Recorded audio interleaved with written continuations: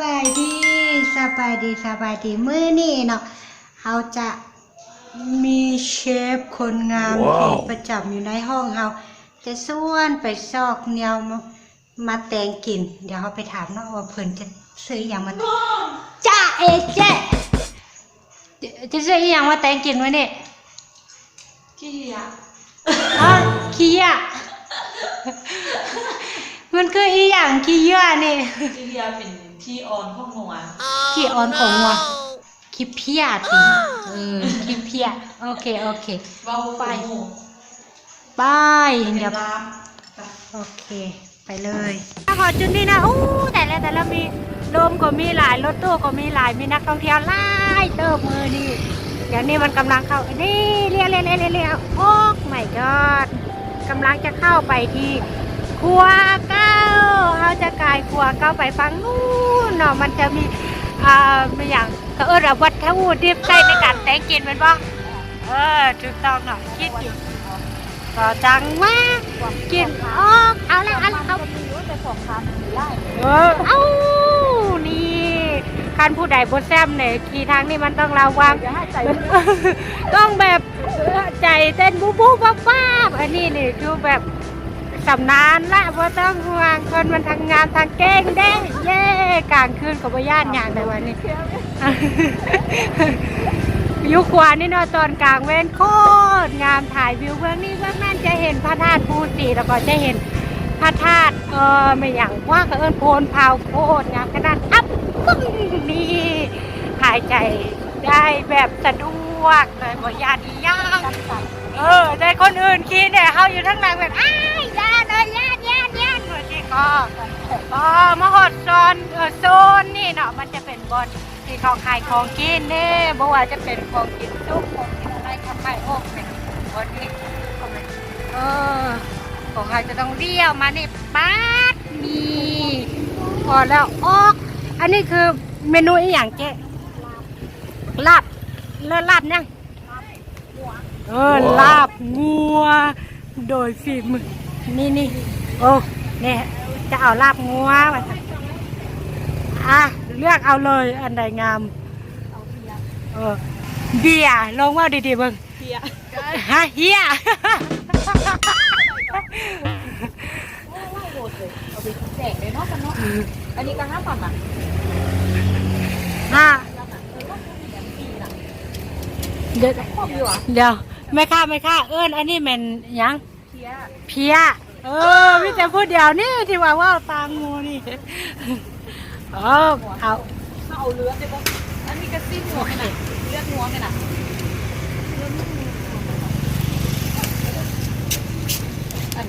โบเป็นตอนหวานโอเคจัดมาเดี๋ยวเอาตัวนี้ไหมอยู่นี่มี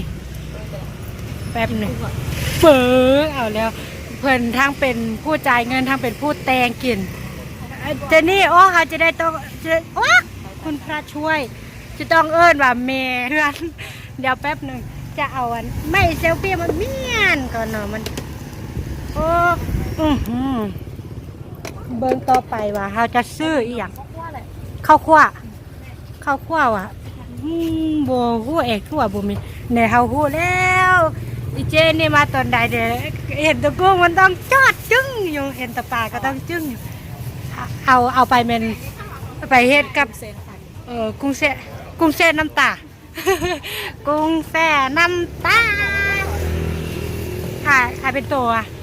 เท่าไหร่โล65ฮะเอาเครื่องหนึ่งเอาเลยอันนี้คือกันวะอันนี้ตัวใหญ่คนน้องเนาะเอาตัวน้อยเอาเนาะ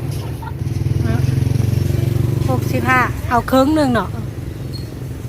เครื่องหนึ่งจะได้กินกุ้งเมนูอันนี้เหมือนจะแตงมื้อนี้บอหรือว่าจะแตงมื้อนี้แหละแตงมื้อนี้เลยทางลาป่าทางกุ้งแช่น้ำตา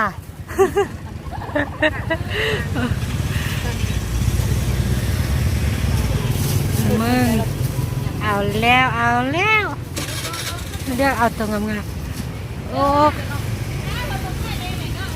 เดี๋ยวอีก2 ตัว แม่ค้าใจดี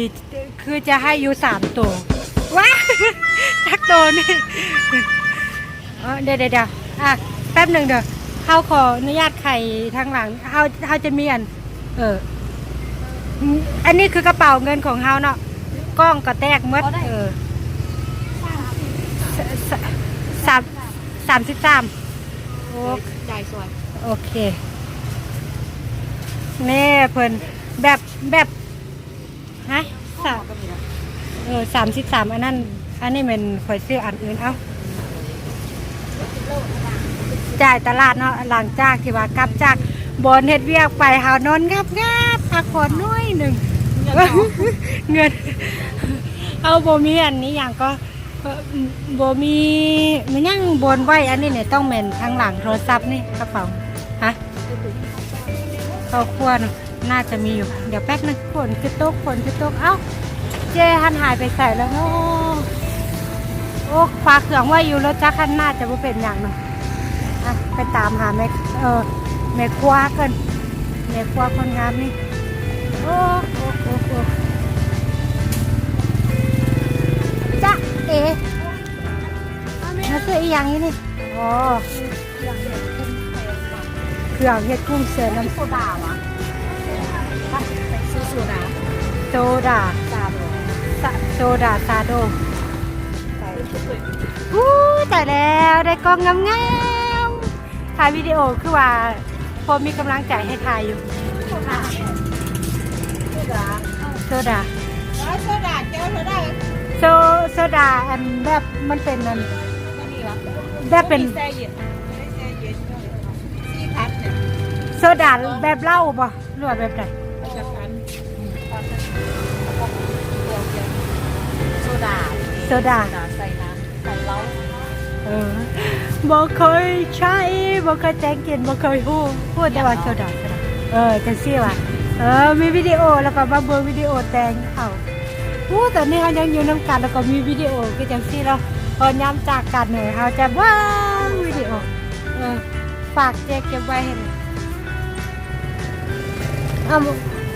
มันเป็นอันนี้ โซดา อันนี้ผมเป็นให้เขาสิเขางง ว่าเขากันยังมีอยู่ได้เครื่องครบแล้วที่ครบแล้ววันนี้ตอนนี้ถือว่าครบแล้วนะทานนี่เนาะมื้อหน้าเราจะมาซื้อน้ำใหม่อีกโอเค let's go กับเพื่อนกับซองบัดนี้เดี๋ยวว่าได้มาตอนมาด้วยความมั่นใจตอนกลับแล้วกลับด้วยความแบบหวาดเสียวคุณนึกว่ามันเลี้ยวมาทางซ้ายมือหลายที่สุดเลยดิไม่ใช่แล้วมันนักอีหยังอยู่เบื้องซ้ายนี่นะจะฮอดละใกล้จะฮอดเส้นสายแล้วเอาเบิ้ลเลยกายไปเรียบร้อยแบบพุดวิดเนาะเรียบร้อยมาฮอดแล้วตอนนี้มาแต่งกินอยู่เพื่อนนี่เลยนี่งัวเห่า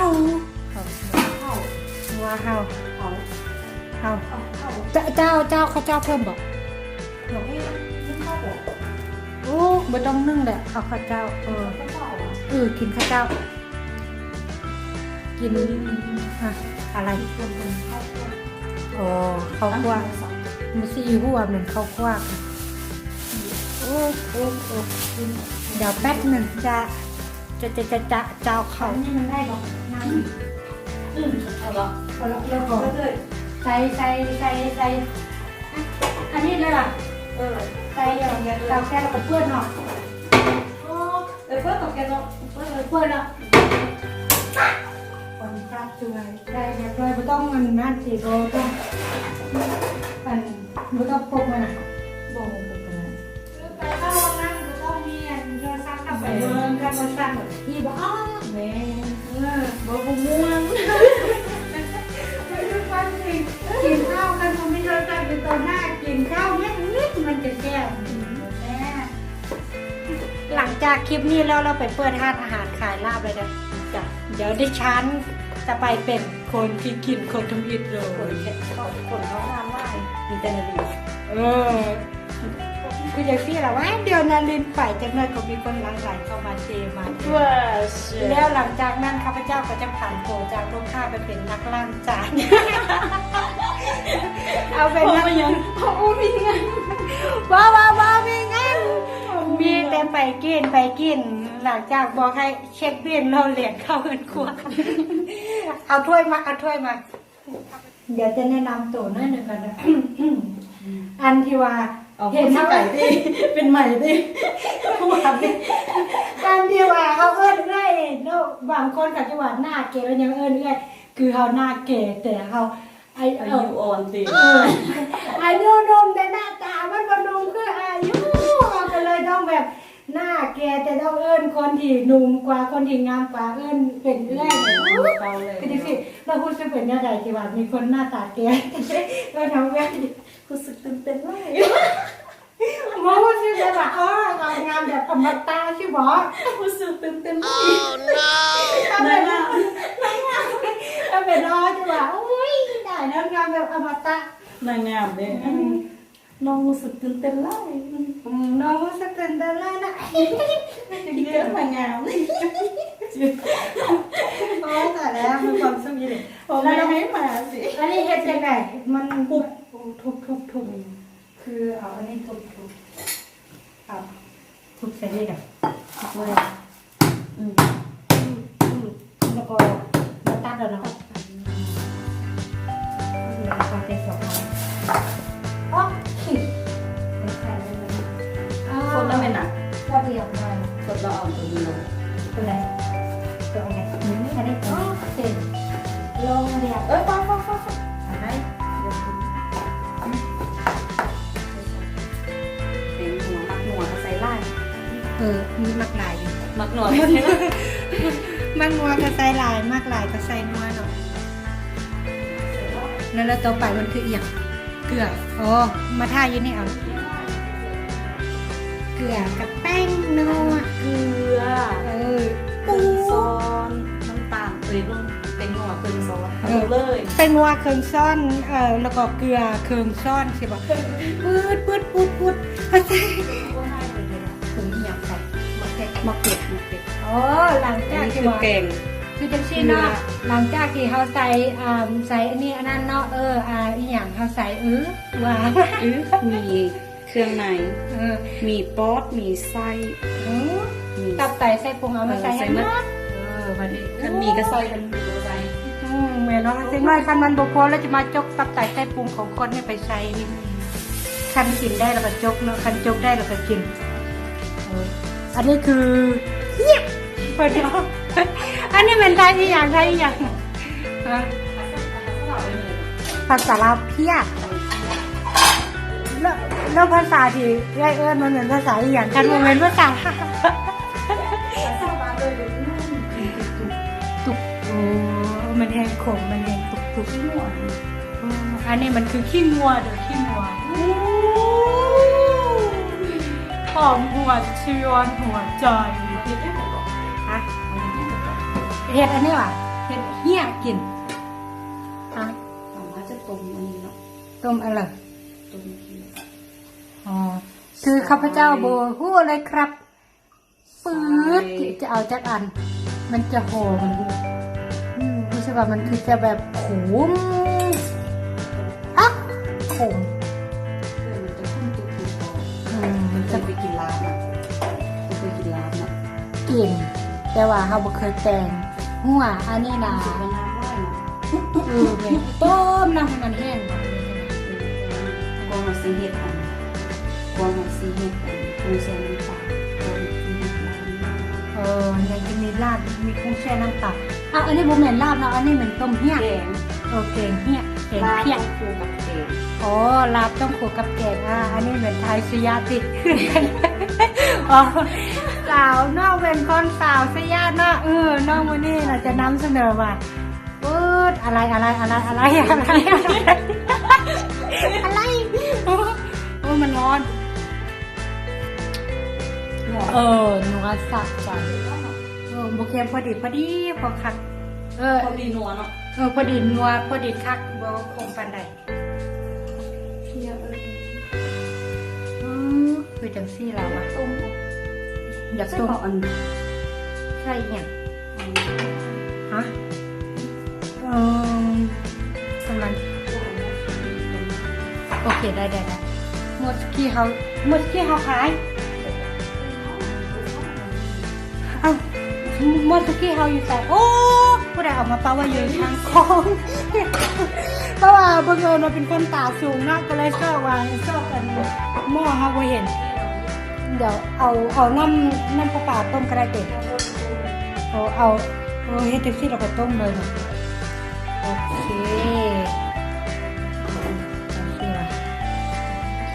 ต้ม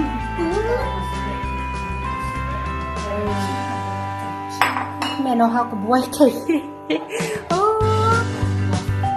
กัดลวกปื๊ดนี่ลูกกินหวานกินหวานนะความจริงก็ลวกใส่เทียบก็ได้ไม่ใช่สิแต่ว่าอันนี้คือแบบชุดให้แม่มันก็เลยแบบมักสุกอันนี้คือแบบเราทำลวกเนี่ยทางนั้นกลุ่มภายในตัวจริงๆจากกล้วย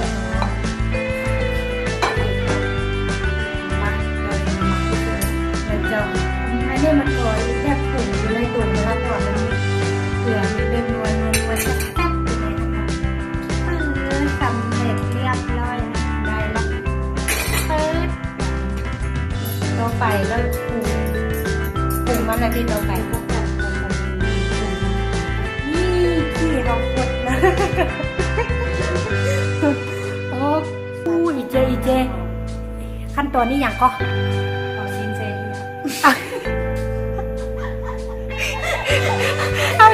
หี้ยละมือไม่สั่นหมดเลยด้วยเอาเพี้ยใส่ขึ้นอีกโอ้ my god อันนี้คือเขาต้มแล้วแล้วก็เอาเพี้ยเดี๋ยวนี้ไหนจะติดแล้วนะเฮ้ยขอช่วยเพี้ยแนวมะนาวอันนี้คือขั้นตอนการปรุงนะคือข้าวคั่วแล้วก็อะไรอีกโอ้ก่อนนี้คืออันนี้อย่างก็หมดอันนี้แบตเตอรี่ก็หมดโทรศัพท์ในนั้นเมมโมรี่กับเต็มคือแบบวอดวายมักโอ้ข้าวคั่วต้องใส่หลายๆอันนี้คือการปรุงสูตรของทางใดนี่สูตรหลวงพระบางตัวนี้สูตรใส่ยะหรือสูตรคำมวนคนใส่ยะเห็นกับสูตรใส่ยะแต่ว่าได้สืบทอดมาจากคำมวนแต่เหมือนไทยคำมวนแต่ผู้คนคำมวนผู้สูตรคำมวนผู้ใดแซดมาตึ๊ดสูตรเทรักโอ้โหพอดีครับพอดีแซ่บมันแค่ทันพอดีละทำน้ำเผ็ดกว่านี้น้ำตาเขาจะไหลหอมดงหอมเขาก็จะประกอบมีหอมบัวหอมอะไรหอมพืชแตงหอมเทียมหอมพืชพันธุ์นานาชนิดหอมลาบเป็นไงไม่หอมลาบคันคนที่มากินถั่วงอกกับถั่วงอกงับใส่ถั่วงอกก็ได้แต่จิคนเฮ็ดเพิ่นไม่คิดจำกัดเองวันนี้อันนี้คือเมนู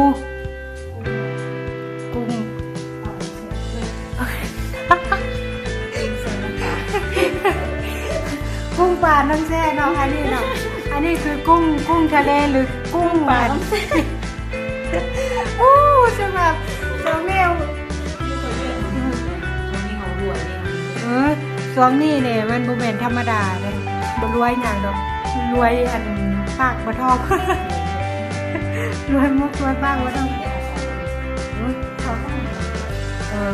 พรเดี๋ยวอันนี้คือกุ้งทะเลเป็นบ่เขา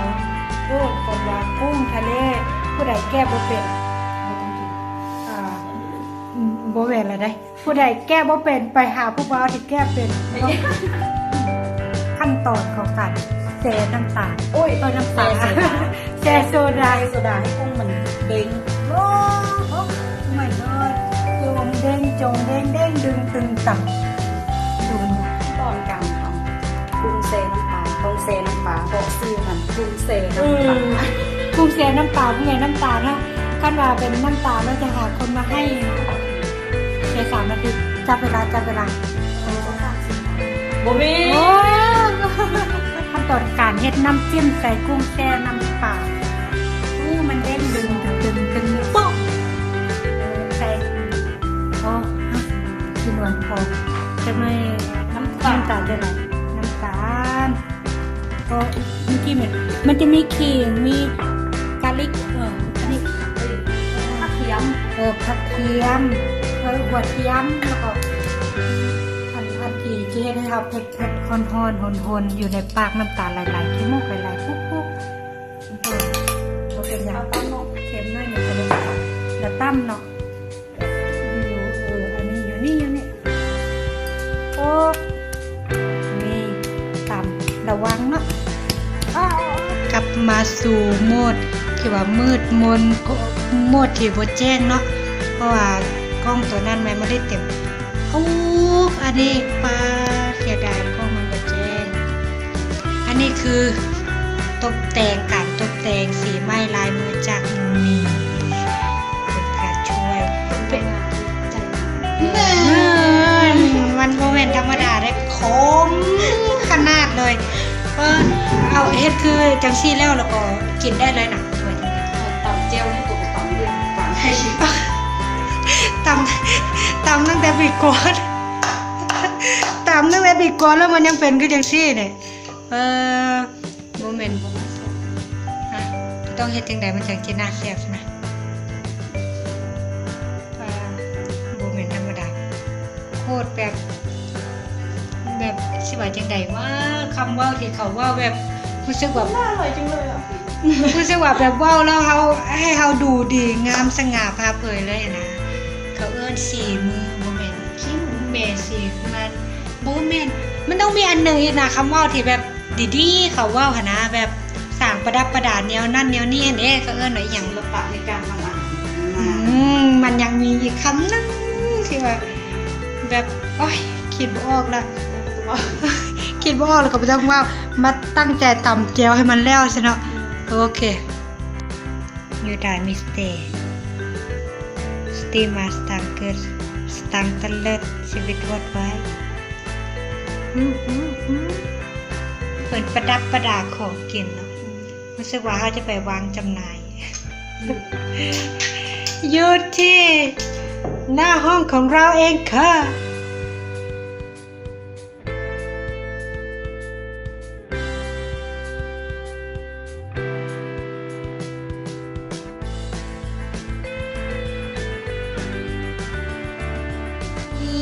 ตอนนี้เนาะก็คือเข้ามาสู่การกินณตอนนี้เราเขาพอเวลาที่มาเขากินแล้วมันแบบมี3-4 เมนู3 เมนูเรามีเครื่องประกอบคือจังซี่เนาะคือมันบ่แม่นธรรมดามันมาจากเชฟกระทะไหม้เขาจะตั้งชื่อว่าเชฟกระทะไหม้เนาะไม่ยัง เดี๋ยวเขาจะลองชิมแบบตอนนี้นะมันกำลังแบบยังไม่ได้กินมันก็รู้สึกอิ่มน้อยหนึ่งได้แต่ว่าคันได้ชิมเรามันจะลดลงระดับความอิ่มแล้วมันจะกลายเป็นหิวแล้วก็จะกินได้หลายเอาคำใหญ่ๆปุ๊บปั๊บคืออยากจะบอกว่าอยากให้ทุกคนมาชิมนะเดี๋ยวหลังจากที่ว่าเฮ็ดแต่กินมื้อนี้เป็นต้นไปแล้วมื้อนี้นะจะเขียนใบคำห้องไปให้ลาวท่านเปิดท่านเพชรอย่างเขาย่างลาบควายลาบงัวแล้วก็เพชรกุ้งแช่น้ำปลาขายดาวฮาจะไปเป็นลูกค้าประจำเลยถึงต้องกระเจ้าก็จะอันนี้เรียกไปแล้วเมนูหนึ่งต่อมาก็คือเมนูตัวเนี้ย ก็มันก็ว่าเป็นยอดที่อย่างกินอันใดก็มันแซ่บว่านี่นะจะให้จะ บ่ ได้ เค็มเด้บ่เค็ม บอกว่าเค็มน้อยหนึ่ง เติมน้ำแล้วตี เค็มนิดนึงมันก็โอเคแล้วบอกตื่นแต่น้ำไปแล้วมันก็ตื่นกลับไปแล้วกลางไงจะว่าสำหรับกุ้งเนี่ยต้องให้ผู้แต่งหั่นเค็มก่อนนะเพราะเขาเนี่ยโอ้กินยังได้ ลองซิมมึงแม่ เค็มยังไงเค็มยังไงบอกมา จับเป็นโตไปซิมเลย ก็เป็นตัว ตุ้มเอาไปเลย ตุ้มเอาจังซี่บ่ นั่นแหละ จังซี่เนาะกุ้งแสนน้ำตา โบมกัด แต่มันมีอันนี้ดู แล้วก็กัดตำล่าง บอกให้ กัดตำล่างออก กัดตำล่าง โบมแล้วก็กัดห้างมันเอาฟิน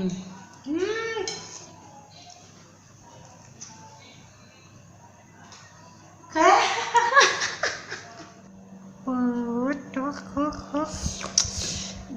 น้ำลายใหญ่น้ำลายใหญ่น้ำลายลองกินไปดูยายกินลำยายน้ำลายยายไหลย้อยลองมาดูยายกินลำใหญ่ ยายกินลำไยน้ำลายยายไหลย้อยแน่ว่าไปก็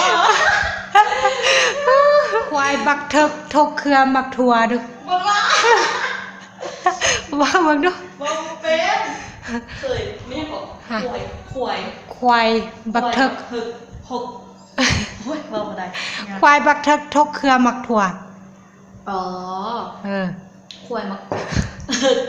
หกเขือมะขั่ว ทก เขือมะขั่ว คือถั่วควายบักเถิกทกเครือมักถั่วถือว่าโอเคละแล้วหน้าบัดนี้นี่เราจะอำลาพาจากคลิปนี้ณบัดนาวแล้วก็เดี๋ยวเราจะมีคลิปหน้าคลิปต่อๆไปเกี่ยวกับเมนูเด็ดต่างๆเนาะโดยเชฟกระทะไม่เอา ฝากติดตามกดไลค์กดแชร์ให้นะครับแล้วก็กด Subscribe thank you bye bye